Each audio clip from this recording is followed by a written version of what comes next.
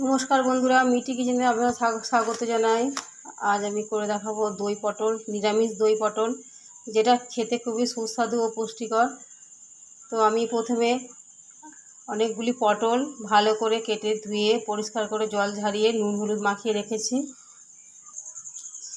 এবারে কড়া বসিয়ে দিয়েছি, সাদা তেল দিয়েছি, গরম করে নিয়েছি। এবার পটলগুলো দিয়ে দিচ্ছি, ভালো করে পটলগুলো ভেজে নেব।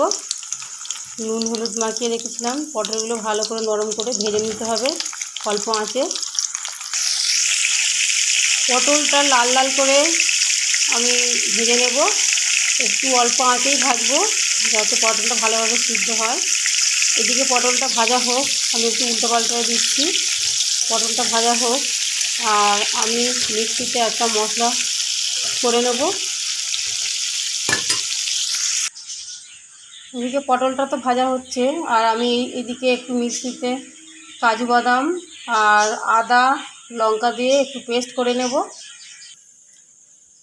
তো বন্ধুরা, আমার এখানে পেস্টটা করা হয়ে গেছে। আমি এখানে একটু দই দিয়ে দিচ্ছি। আমি এখানে 200 গ্রাম মতো দই নিয়েছি।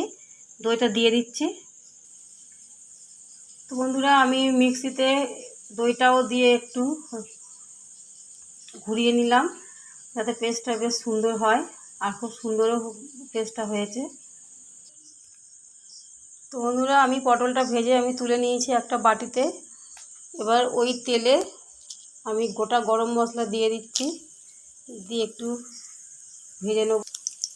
আমি গোটা গরম মশলা দিয়ে একটু নেড়ে নিয়েছি ফোড়নে। এবার আমি আগে থেকে বাটিতে গুলে রাখা জিরে, ধনে আর লঙ্কার গুঁড়ো দিয়েছি কালারের জন্য, দিয়ে দিচ্ছি।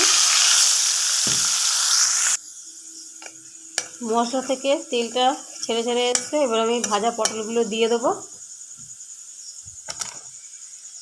ভাজা পটলগুলো দিয়ে দিলাম, দিয়ে একটু নেড়ে নিচ্ছি। পটলের সাথে মশলাটা ভালোভাবে মাখিয়ে নিচ্ছি, একটু নেড়ে চেড়ে নিচ্ছি যাতে মশলাটা ভালোভাবে পটলের মধ্যে ঢোকে। এবার আমি একটু পরিমাণ মতো জল দিয়ে দেবো যাতে পটলটা একটু সিদ্ধ হয়ে যায়। জল দিয়ে দিলাম, দিয়ে একটু ঢাকা দিয়ে একটু রান্না করে নেবো অল্প সময়ের জন্য। এবারে একটু পরিমাণ মতো নুন দিয়ে দিচ্ছি। যেহেতু আগে নুন হলুদ মাখিয়ে রেখেছিলাম তাই বেশি দেবো না, অল্প করে দিয়ে দিচ্ছি টেস্ট মতো, আন্দাজ মতো। এবারে অল্প একটু চিনি ছড়িয়ে দেবো হালকা মিষ্টির জন্য। পটলটা সিদ্ধ হয়ে এসছে। এবার আমার মিক্সিতে কাজু বাদাম, আদা, লঙ্কা আর টক দই দিয়ে ফেটানো যে মশলাটা করে রেখেছিলাম মিক্সটা, সেটা আমি দিয়ে দিচ্ছি। লো ফ্লেমে এটা ঘাঁটতে হবে, যেহেতু দই দেওয়া আছে তাই একটু আমি হালকা করে নেড়ে নিচ্ছি যাতে ঢেলা না হয়ে যায়।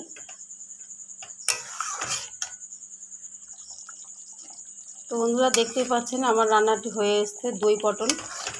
এই পটলগুলো সুন্দরভাবে সিদ্ধ হয়ে গেছে। এবার আমি নামিয়ে নেবো। নামাবার আগে একটু ঘি আর একটু গরম মশলা হালকা করে দিয়ে দেবো। একটু গরম মশলা গুঁড়ো দিয়ে দিলাম অল্প করে, আর একটু ঘি দিয়ে দিচ্ছি। উপর থেকে একটু ঘি ছড়িয়ে দেবো, খুব টেস্টি হবে খেতে।